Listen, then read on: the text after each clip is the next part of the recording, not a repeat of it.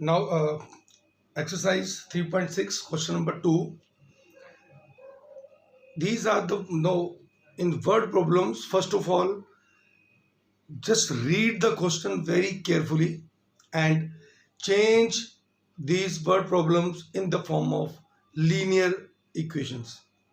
So, first part, Ritu can row downstream. Downstream means towards the flow of water.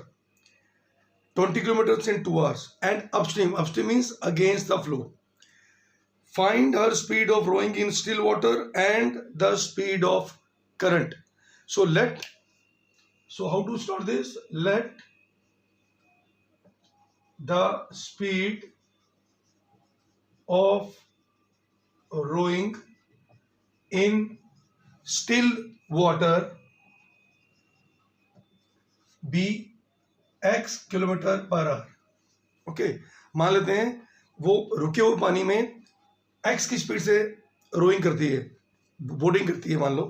And the speed of current means पानी का flow, and the speed of current be y kilometre per our.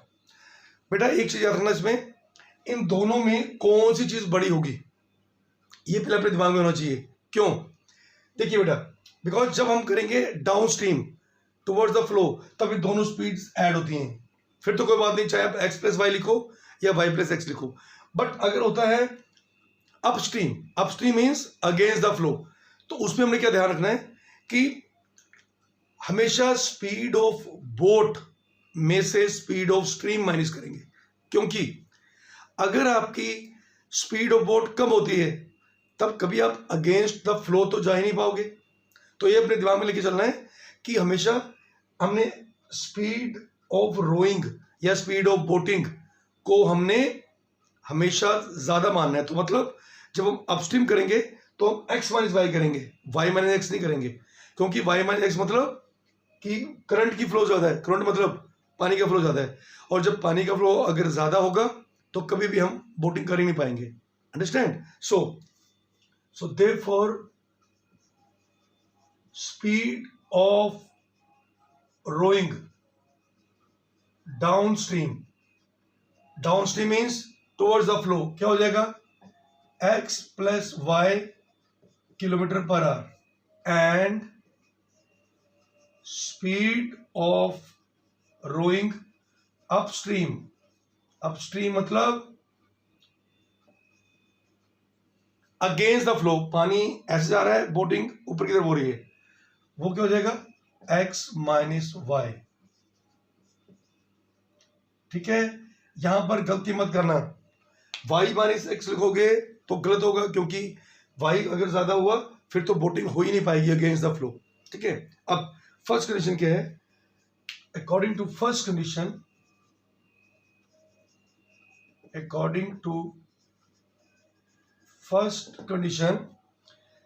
Ritu can row downstream 20 kilometers in 2 hours. अब 20 kilometre downstream में क्या है? 20 kilometre means distance कितना दिया हुआ है? 20 किलोमीटर्स. एंड टाइम कितना दिया हुआ है? 2 आवर्स. तो बड़ा हमें पता है स्पीड का फॉर्मूला क्या होता है? Distance upon time. Okay, so here speed is what? Downstream की स्पीड कितनी दी हुई है? Speed of downstream x plus y equals to what is the distance? Distance दिया हुआ है 20 kilometres. 20 time is given to be 2 hours. So हमारी first condition क्या हो जाएगी? That x plus y is equal to 10. This is our first condition. Understand? हमें बोला गया है कि जब वो डाउनस्ट्रीम जाती है तो वो 20 किलोमीटर कवर करती है 2 आवर्स में. अब according to second condition,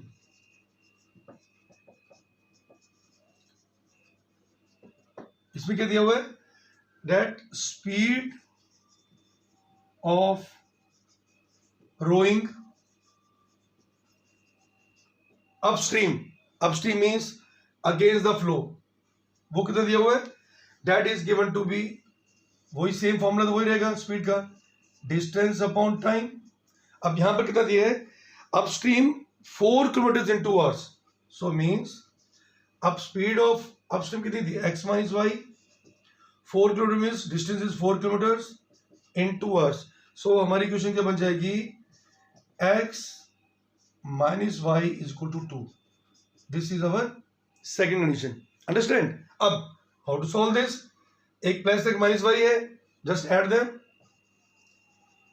adding one first equation and second equation. So what we have, x plus y is equal to 10, x minus y is equal to 2। तो क्या करेंगे, हम हमें ऐड करना है क्योंकि इनकी कोएफिशिएंट सेम है बट साइन ऑपोजिट है। So this is comes with this. So 2x is equal to 12. So what is x? 6. तो मतलब x हमारा 6 आ गया। अब putting x equal to 6, putting x is equal to 6 in either first या second, तो क्या आ गया, x plus y हमारा 10 था, 6 आ गया, 6 plus y is equal to 10. So what is y? That is 4. y4 आ गया है, x6 आ गया, means the speed of rowing in still water is कितना, 6। So therefore speed of rowing in still water is 6 kilometer per hour, understand, and the speed of current कितना हो गया, speed of current, that is y means 4 kilometer per hour. ठीक है बच्चों, बेटा इसमें याद रखना है आपने कि ये सिर्फ ये टर्म आपके लिए बड़ी इंपॉर्टेंट है कि अपस्ट्रीम में क्या हो गया, x माइनस वाई या y माइनस एक्स। तो याद रखना हमेशा जो बोटिंग की स्पीड है, मोटर बोट की स्पीड है या रोइंग है, वो ज्यादा होना चाहिए then the speed of current, understand students. Second part. So this part is very important. Be careful. 2 women and 5 men can together finish an embroidery work in 4 days. मतलब अगर 2 ladies and 5 gents काम करते हैं तो वो लगाते हैं 4 days, जबकि 3 women and 6 men if they can finish the work in 3 days. So this is the condition. Find the time taken by 1 woman alone to finish the work and 1 man alone to finish the work. तो ये जो है जो हमने find करना है उसको हम x और y मान लेते हैं। So let the time taken by 1 woman to 1 woman alone to finish the work be x days। ठीक है, मान लो कि एक वुमेन अकेली अगर काम खत्म करेगी तो वो x डेज लगाएगी, and the time taken bye 1 man alone to finish the work be y days। Okay, अब बेटा देखो, हमें अगर अकेली वो काम करती है तो वो x डेज लगाती है लेडी, तो बताओ वो एक दिन में कितना काम करेगी, 1/x काम करेगी ना। So therefore 1 woman 1 day's work. ठीक है, मतलब अगर आप कोई काम 4 डेज में खत्म करते हो तो एक दिन में कितना करोगे, 1/4। वैसे ही 1 man 1 day's work is 1/y।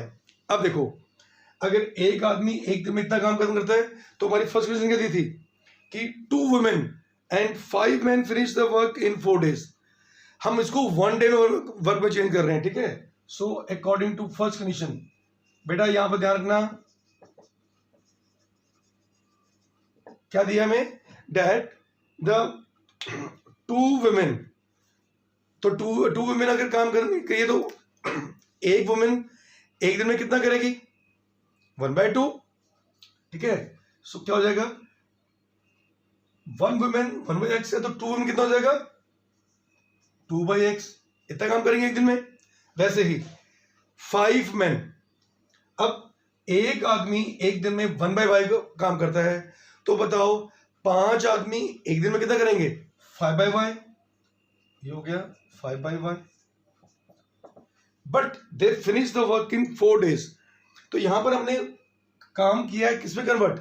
एक दिन में। तो अगर ये मिलकर काम करते हैं 4 days में, तो एक दिन में कितना काम किया होगा उन्होंने? 1/4।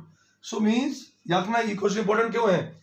Because it is unique question, और इसमें हमें उनका 1 day वर्क निकालना है। सो this is our first condition.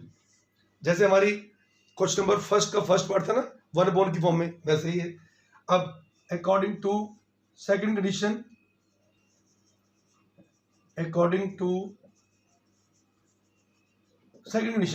क्या दिया हुआ हमें? 3 वुमेन एंड 6 मैन। अब देखो एक वुमेन 1/x काम कर रही है एक दिन में, तो 3 वुमेन कितना करेंगी? 3/x, तो ये हो गया 3/x। ये 3 वुमेन का एक दिन का काम है। उसी तरह से 6 मैन, एक मैन कर रहे हैं 1/y, तो 6 कितना करेंगे? 6/y। They finish the work in 3 days, तो 1 day वर्क कितना हो जाएगा? 1/3। So this equation is the second equation, and in this way we can make the equation. आगे तो सेम ही हम पहले किया था। कैसे? लेट कर लो, let 1/x is equal to p and 1/y is equal to q। तो हमारी फर्स्ट इक्वेशन क्या बन गई? From first 2p, because 1/x p है तो 2p हो गया, plus 5q is equal to 1/4। अब बेटर है इस 1/4 को अगर 4 से मल्टीप्लाई कर देंगे तो हमारी इक्वेशन क्या बन जाएगी? 4 2 8, because we multiply 8, 5 4 20q is equal to 1। This is our third equation. Okay, now अब निकालते हैं हम फ्रॉम इक्वेशन सेकंड। क्या आएगा ये? 1/x इज कितना लिया हमने? p, तो 3/x कितना हो जाएगा? 3p plus 6q is equal to 1/3। Here also 3 से मल्टीप्लाई करेंगे तो क्या आएगा? 9p प्लस 6 से 18q is equal to 1। This is our fourth equation. अब हमारी जो हमने इक्वेशंस है, हमने इनको किसमें चेंज कर दिया? लीनियर इक्वेशन में चेंज कर दिए। तो क्या करेंगे अब हम आगे? सेम। अब यहाँ 8 है, यहाँ 9 है, तो क्या करेंगे बेटा? थर्ड इक्वेशन का कोएफिशिएंट 8 है, तो अब इसको 9 से मल्टीप्लाई कर देंगे, और इस इक्वेशन का कोएफिशिएंट 9 है, इसको 8 से मल्टीप्लाई कर देंगे, तो हमारा कोएफिशिएंट सेम आ जाएगा। So let's see. So multiplying equation third by what? By 9, and fourth by this 8, and subtracting करेंगे फिर हम। Why subtracting?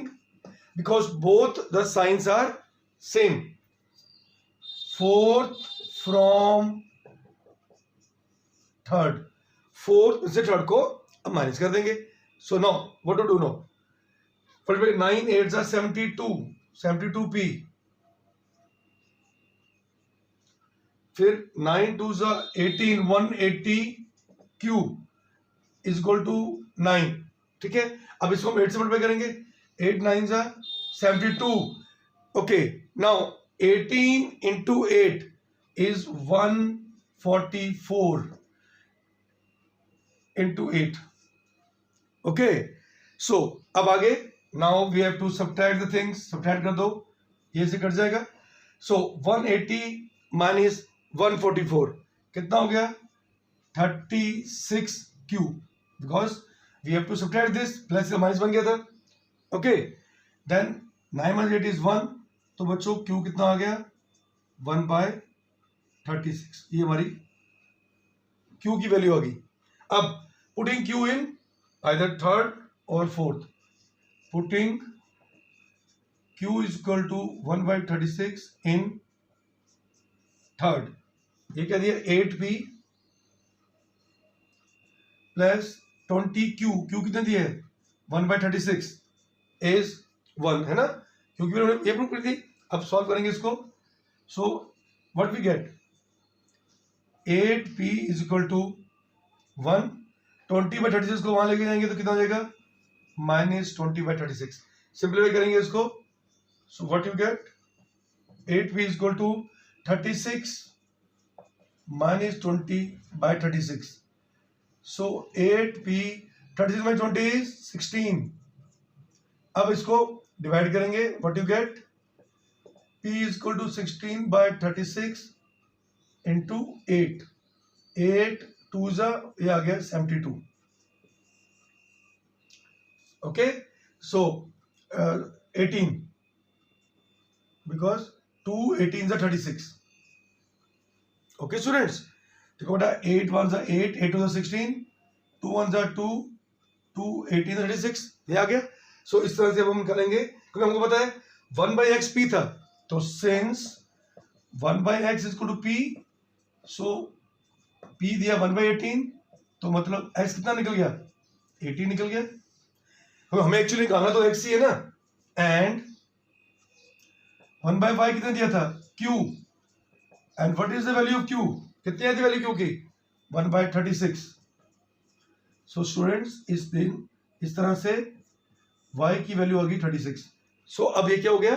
So it means time taken by one woman to finish the work is 18 days. So therefore time taken by one woman to finish the work is कितना आ गया 18 days. उस तरह से and time taken by one man alone. Alone means जब अकेले काम खत्म करेंगे टू फिनिश द वर्क. वो कितना दिया है y, और y कितना दिया हुआ है 36 days.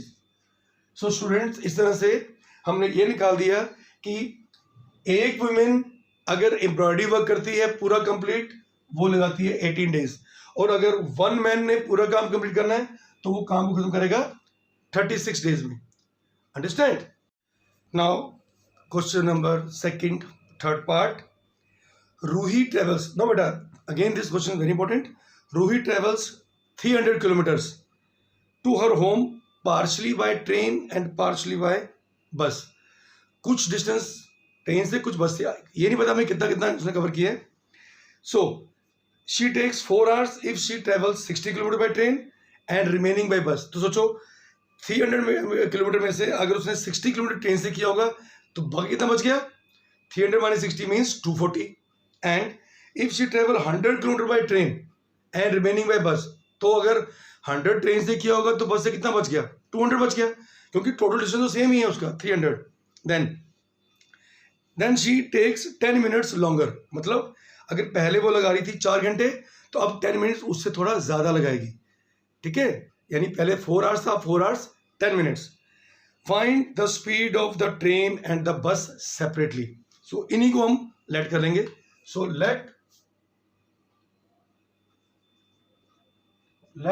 The speed of train be x km/h and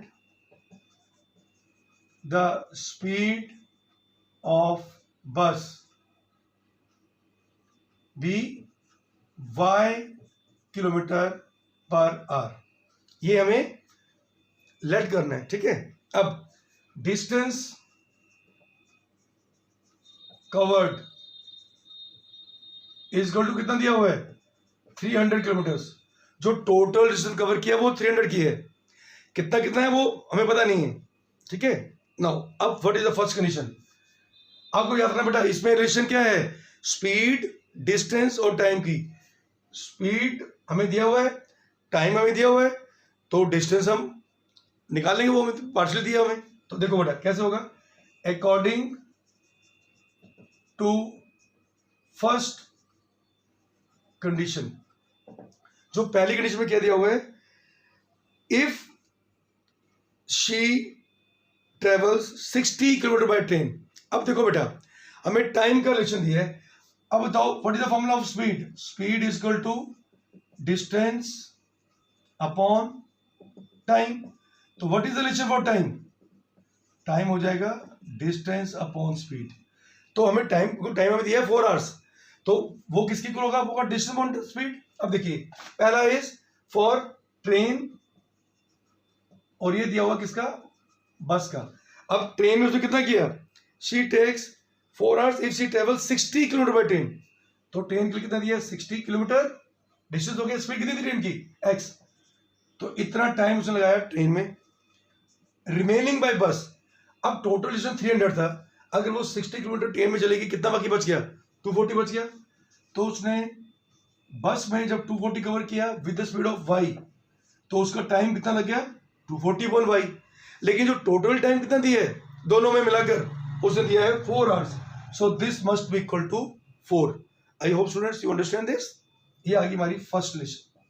देखो आई रिपीट, दिया हुआ है 60 kilometre she travel in train, तो उसने ट्रेन में कितना टाइम स्पेंड किया, स्पीड की, ट्रेन की स्पीड x है, और डिस्टेंस कितना किया उसने 60, तो 60/x आ गया, बिकॉज टाइम होता है डिस्टेंस अपॉन स्पीड।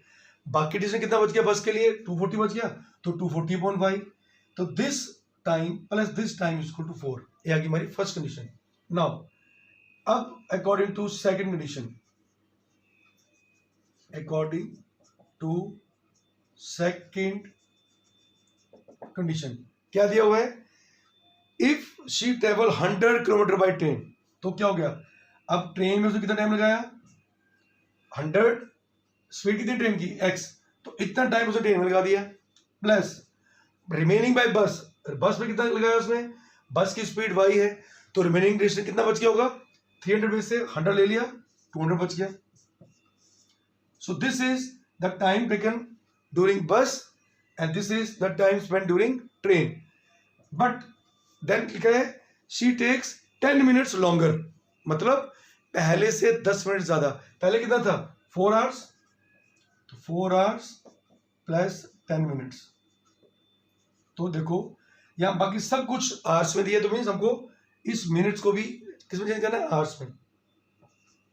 सो 100/x plus 200/y, 4 hours plus 10/60 hours, क्योंकि ये तो ऑलरेडी हमारा आवर्स था 4, हमने इसको आगे चेंज कर दिया।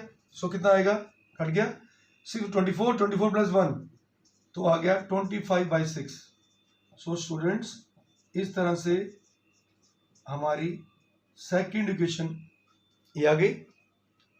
अब क्योंकि हमने 1/x 1/y दिया हुआ है, तो जैसे पहले किया था वैसे करेंगे कि let 1/x is equal to p and 1/q 1/y is equal to q. Okay, understand? So अब हम देखेंगे कि फर्स्ट क्वेश्चन से क्या बना। From first